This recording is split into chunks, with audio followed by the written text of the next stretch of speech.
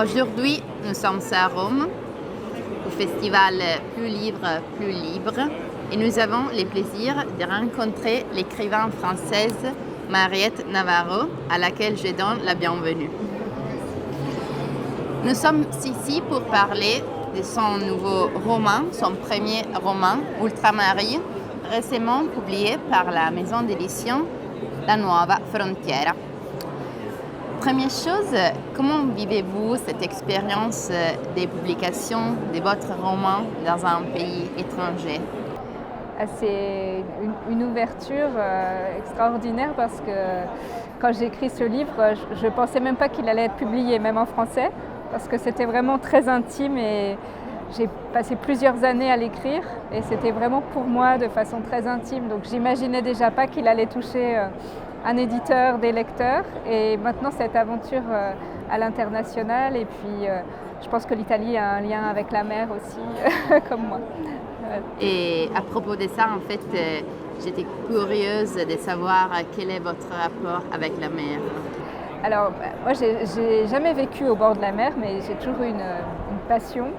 Et puis, il y a 10 ans, j'ai pu faire un voyage sur un cargo de marchandises. En fait, on était quelques écrivains à avoir été invités à faire une résidence et à traverser l'Atlantique.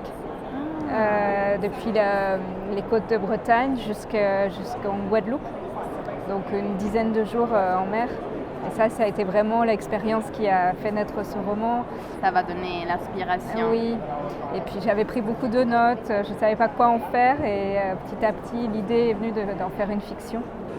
Et à propos de ça, en fait, on peut dire que le thème central des Ultramarines est sûrement celui de la mer, et en particulier du rapport entre les hommes et cette force naturelle qui, depuis toujours, on peut dire, qui fait peur, mais en même temps fascine.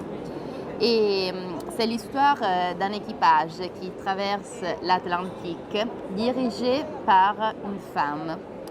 Et j'aimerais bien en fait justement commencer par cette femme, par ce personnage qui est courageuse et qui a choisi de quitter la Terre pour vivre en fait cette expérience extrême.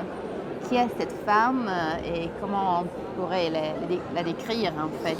Oui, en fait j'ai choisi que le personnage principal soit une femme, alors dans la réalité il y a très peu de femmes qui font ce métier. J'avais envie de décaler un petit peu la réalité du voyage que j'ai fait. Et en choisissant qu'une femme soit seule à diriger un équipage d'hommes, ça a un peu construit sa personnalité, c'est-à-dire ça m'a obligée à dessiner une femme un petit peu forte, en tout cas qui est très vigilante à ce qu'elle fait, à ce qu'elle dit, à sa place avec les hommes, parce que quand on est sur un bateau, on est en huis clos, on est tous enfermés dans le bateau. Pendant 10 jours, on ne peut pas sortir, on ne peut pas s'échapper. Et donc je pense que pour une femme, c'est d'autant plus important de se faire respecter que pour un homme quand on est à bord. Et donc j'ai imaginé qu'elle avait une autorité naturelle parce qu'elle est elle-même fille de commandant et c'est un métier qu'elle connaît et qui lui est presque plus naturel que d'être à terre. En fait, elle a un rapport à l'eau, à la navigation qui est naturel et c'est ce qui fait qu'elle est très respectée par les hommes qui naviguent avec elle. Un des chapitres, les 4e, s'ouvre avec une phrase qui semble plutôt comme une vérité absolue, comme une loi, on peut dire. Et cette phrase, je vais la lire, il y a les vivants, il y a les morts et ceux qui vont sur la mer. Et je crois que vraiment dans cette phrase se trouve un peu l'essence de ces romans. Et c'est-à-dire l'idée que chacun de nous appartient à un lieu et que le lieu reflète la nature de chaque être humain. C'est bien ça, c'est comme ça. Oui. En fait, c'est pas sûr, mais c'est une citation qu'on attribue à Aristote, mais bon, c'est pas très sûr. Et c'est la première phrase qu'on nous a dit quand on est monté sur le bateau, sur ce cargo. Donc moi, ça m'a impressionnée de me dire qu'est-ce que ça veut dire une humanité qui serait entre les vivants et les morts. Qu'est-ce que c'est, à part le métier de marin, qu'est-ce que ça veut dire et en effet, est-ce qu'il n'y a pas des gens qui sont profondément attachés à la terre, à leurs racines, à construire des choses et puis d'autres qui ont plus besoin de bouger, en fait, d'être en mouvement et je crois que je peux remarquer ça autour de moi. On est peut-être chacun les deux, mais en tout cas... Elle appartient à la mer, non? Oui, voilà, au mouvement, a toujours l'envie de partir et dès qu'elle est à terre, elle se sent oppressée. Déracinée, on peut dire.